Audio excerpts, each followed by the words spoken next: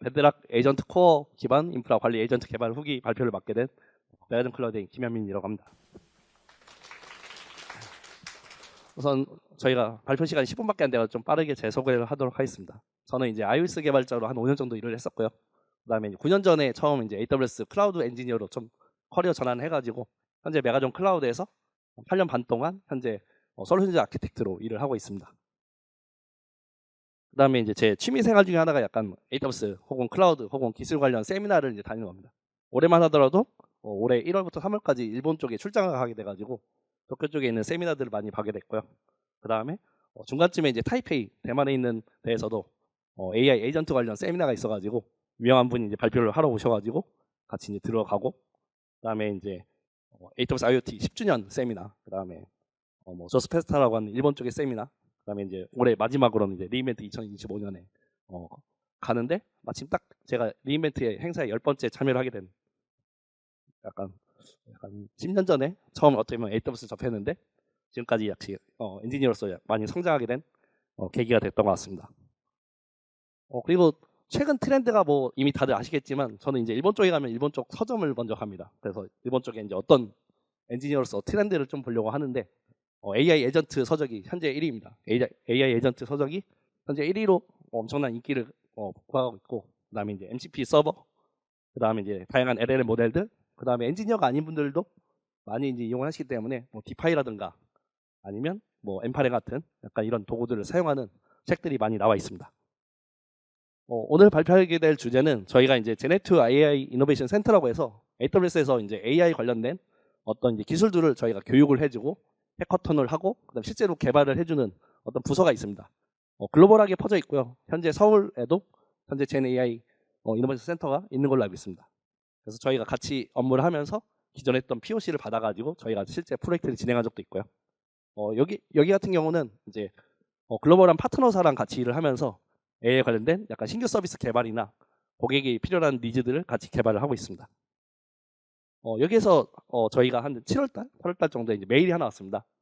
제네AIC 센터에서 MCP 해커톤을 행사 개최하는데 APEC 쪽에 이제 미국과 그다음에 뭐 벵갈루루 인도 쪽, 그다음 싱가포르, 그다음에 이제 서울, 시드니 이렇게 있는 파트너사들이 한번 모여가지고 MCP 관련된 해커톤 한번 개최해보자라는 취지였습니다.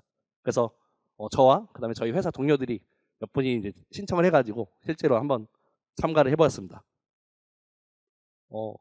이때 이제 키노트 때 이제 저희가 들었던 거는 현재 이제 5개 파트너사가 참여를 했고 전체적으로 저희 같은 경우는 5명밖에 참여를 안 했는데 글로벌하게 65명 정도, 그다음에 한 회사에서도 여러 팀이 이제 참가를 해가지고 AI 에이전트 개발이나 MCP에 관련된 약간 많은 그 관심을 좀 알 수 있었습니다.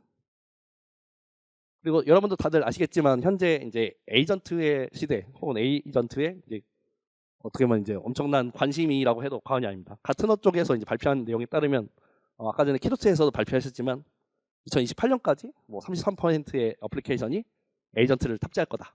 그 다음에 뭐 일상적인 업무의 15%는 AI가 판단할 거다. 이런 얘기를 하는데 현재 2024년 기준으로 에이전트가 탑재된 어플리케이션이 1% 미만이라고 합니다. 그럼 앞으로 엄청난 성장이 있다는 이야기겠죠. 네, 그래서 AI 에이전트가 현재 가장 어떻게 보면 하이퍼 사이클의 가장 꼭대기에 있는 지점이고요. 그 중에서 이제 앞서 이제 다른 발표에서 들으셨겠지만 AWS에서는 뭐 랭체인이나 랭그래프, 크루에이아 같은 에이전트 프레임워크를 만들었습니다. 스트랜드 에이전트라고 하는 프레임워크고요. 이거는 이제 오픈소스 서비스라서 여러분들이 꼭 AWS 환경이 아니라 일반 로컬 환경 아니면은 온프레미스 아니면 뭐 EC2라든가 ECS 같은 파게이트, 그 다음에 EKS 같은 데에서도 구동이 가능합니다. 그리고 이제 아마존 베드락 에이전트 코어 서비스가 있습니다. 이것도 이제 다른 분들이 발표를 하셨지만 에이전트를 만들면 실질적으로 이제 인프라를 관리하는 문제가 있습니다. 왜냐하면 EC2를 만들면 오토 스케일링을 확장을 해야 된다거나 아니면은 뭐 컨테이너로 파게이트로 만든다고 하더라도 여러분들이 이제 직접 인프라 관리를 해야 되는 거죠.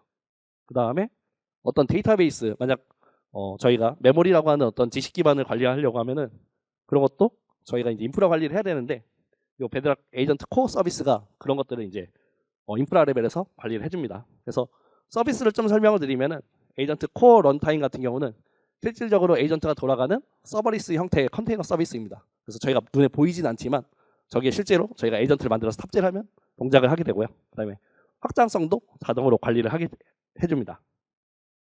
그다음에 에이전트 코어 게이트웨이 서비스는 저희가 MCP 혹은 툴 서비스를 람다로 만들거나 아니면 MCP 서버를 만들어서 연결을 해주는 서비스입니다. 그래서 만들어서 연결을 하면 에이전트가 실제로 여기에서 툴 리스트를 보고 실행을 하는 구조로 되어 있습니다. 그다음에 에이전트 코어 브라우저 같은 경우는 여러분들이 이제 크롤러를 따로 만들 필요 없이 웹브라우저가 동작하는 서비스입니다. 그래서 코어 브라우저에 저희가 뭐 어떤 사이트에 들어가서 어떤 행동을 해달라고 노바 액트라고 하는 저희 이제 프레임워크에 요청을 하게 되면 어떤 뭐 사이트를 클릭해서 조회를 한다던가 검색을 한다던가 아니면 여러분들이 만든 사이트에 기능을 동작시킨다던가 하는 게 가능합니다. 네, 코드 인터프리터 같은 경우는 실질적으로 여러분들이 어떤 기능에 대해서 설명을 하면 실제로 파이썬 코드를 짜서 실행을 하고 그거에 대한 결과를 넘겨주는, 그래서 실질적으로 이제 어떤 뭐 앞서 설명해 주셨던 것처럼 계산 같은 로직을 짠다고 할 때 그런 걸 실제 코드로 짜서 실행을 해주는 역할을 하게 됩니다.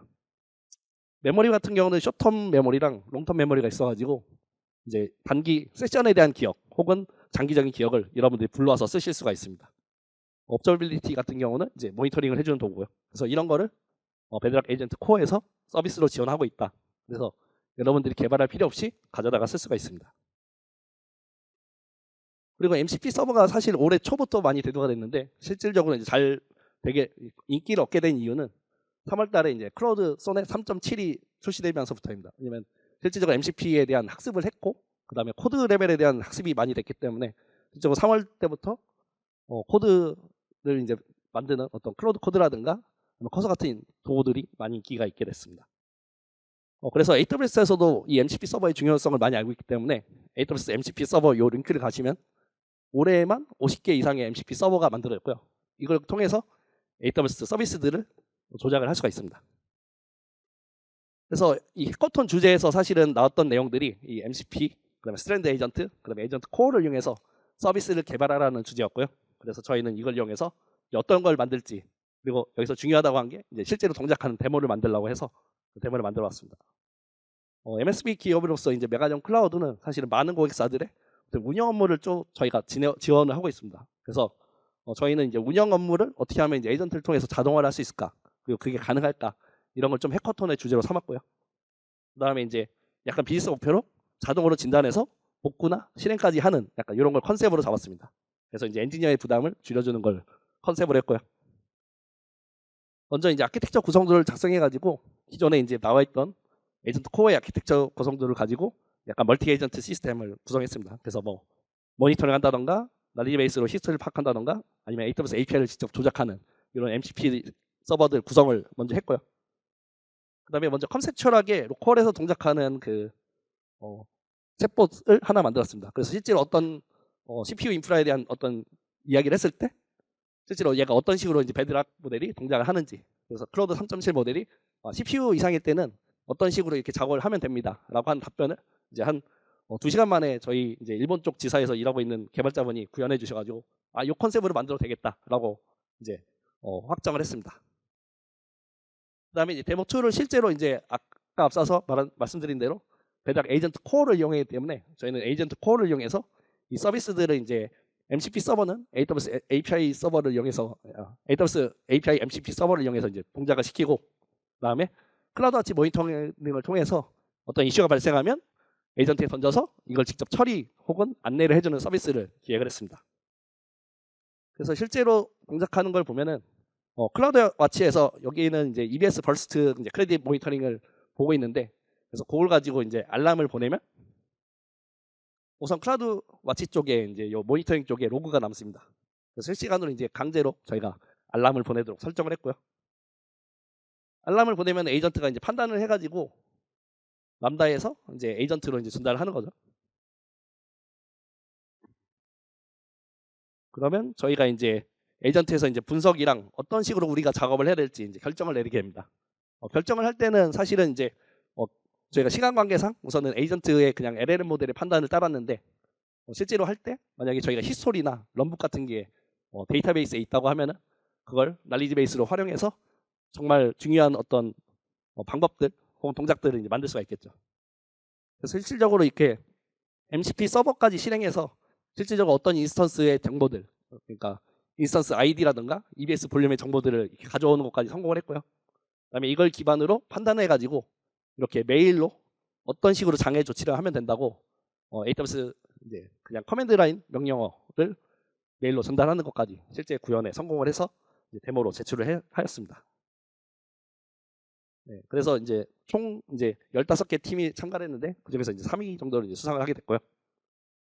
실질적으로 이제 이 프로젝트를 하는 기간이 아까 전에 1시에 이제 사실은 어떤 그 키노트가 끝나고 다음날 2시까지 제출이었습니다. 네, 제출 전까지 사실 영상이랑 뭐 이런 프레젠테이션 자료도 만들어야 돼가지고 실질적으로 이제 하루도 안 됐지만 어쨌든 이런 베드락 에이전트 코어 서비스를 이용해서 빠르게 좀 만들 수가 있었고요. 그래서 이제 현재 저희 5명 팀원이 참여해서 괜찮은 성과를 이룰 수 있었다고 생각합니다. 그리고 실제로 이렇게 빠르게 만들 수 있었던 이유는 이제 실질적으로 이제 MCP 서버 구현이 되어 있는 워크샵 자료가 이미 AWS에 많이 있습니다. 이런 하나의 서비스 말고 뭐 SRE라든가 아니면 어떤 다양한 개인 비서라든가 이런 서비스들이 있기 때문에 이 링크에 가시면 다양한 서비스들을 확인해서 보시면 될 것 같습니다. 네, 그리고 AWS에서 글로벌 해커톤을 진행했는데 해커톤 링크를 가시면 다양한 아이디어랑 다양한 에이전트들을 구경하실 수 있으니 여러분이 만드실 때 참고하시면 좋을 것 같습니다. 네, 그래서 제가 조금 수정했는데 앞으로는 이제 AI 에이전트를 만드는 개발자의 시대가 올 거라고 생각이 됩니다. 네, 감사합니다.